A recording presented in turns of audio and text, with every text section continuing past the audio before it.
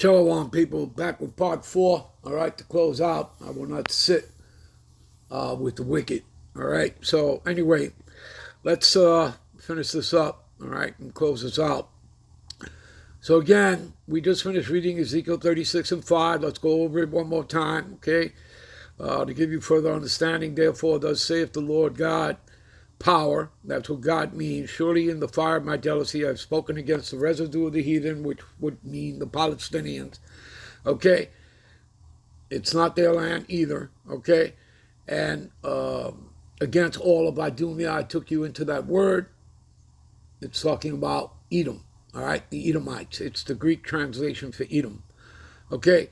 Which have appointed my land into their possession with the joy of all their heart and the spiteful minds to cast it out for prey, meaning war.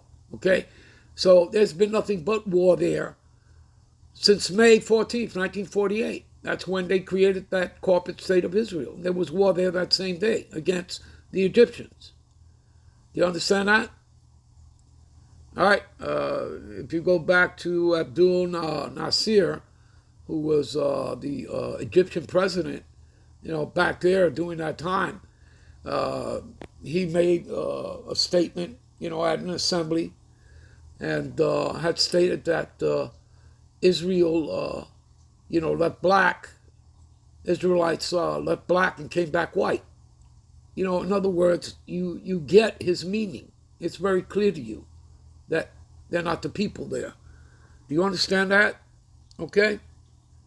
You have to understand how that corporate state was created. It was created by the British Empire. Lord Balfour writing a letter to Rothschilds in 1917. Okay? So the Balfour Declaration, right? The British Empire, the UN in America, and that's what created that corporate state. Okay? The Lord didn't come back and place those people in the land as written in prophecy. Okay? As you read, Isaiah 14, 1 and 2. Okay, do you get it? Do you understand, people?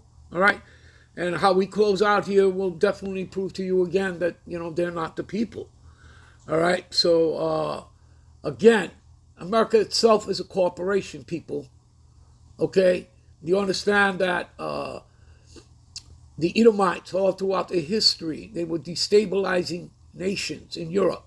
Okay, and again, when America now, they become the top hegemony in the world after World War II, right? Because America was not destroyed, but the European nations were destroyed. Okay? America was just going around destabilizing nations. Okay? All the way until this point, colonizing, right? Again, they created a corporate state of Israel. And you see, everything is about a land grab. All right? They're just killing with impunity, murdering people. You understand? Okay? Do you understand that Vanguard, BlackRock, who are the top shareholders? All right? Who owns the media? Same people that have paid off your politicians, your senators, your Congress, and your presidents. Okay? Are you people seeing the picture? The same people that own the Federal Reserve, which is a private-owned bank. It has nothing to do with being federal. Okay, do you get it? Are you people understanding that? Same people that run, being the top shareholders of the military-industrial complex. Are you getting it, people? Do you understand? America in itself is actually a corporation run and owned by who? The bankers. Okay? It's high time to waken out of sleep, people. All right?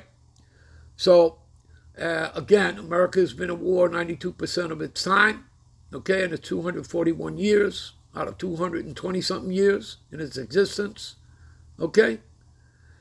Anyway, let's move on, all right, to close out. Give me a minute. All right, this is Isaiah 2.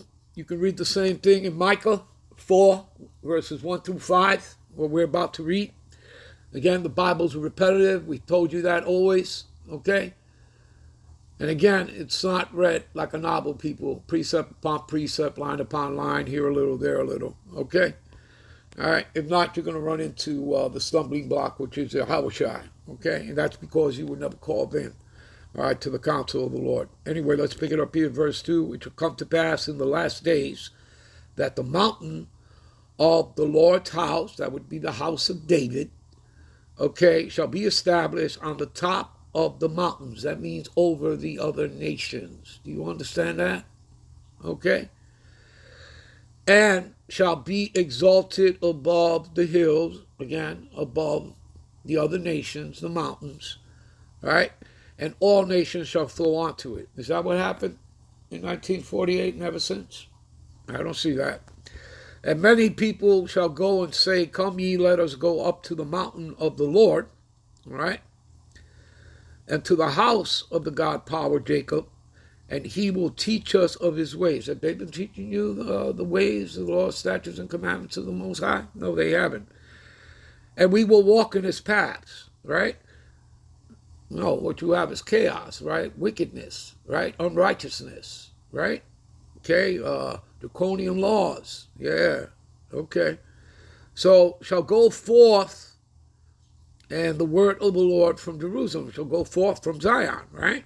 From the Israelites. That hasn't happened, people. So you know. And ye shall judge among the nations, and shall rebuke many people, and they shall beat their swords into plowshares, and their spears into pruning hooks, and nation shall not lift up sword against nation, and neither shall they learn war anymore. Did that happen since 1948? Has there been the end of wars? That would mean you were in the kingdom, right? There would be no more wars. So, in World War III didn't happen somewhere between 1945 to 1948, did it? No. Right? And Yahushua didn't show up with the angels, right, and take them back to that land. There you go. There it is, people, all right? So you know. You know that they're not the people, okay? Plain and simple. What does it say in Acts 5 and 29? We would rather obey the Most High than men. Do you understand that? It's what the scriptures say, people. It's not what man says. Okay? There you go. All right? So anyway, hopefully you all were edified. I'm out. I'm on to the next one. Shalom.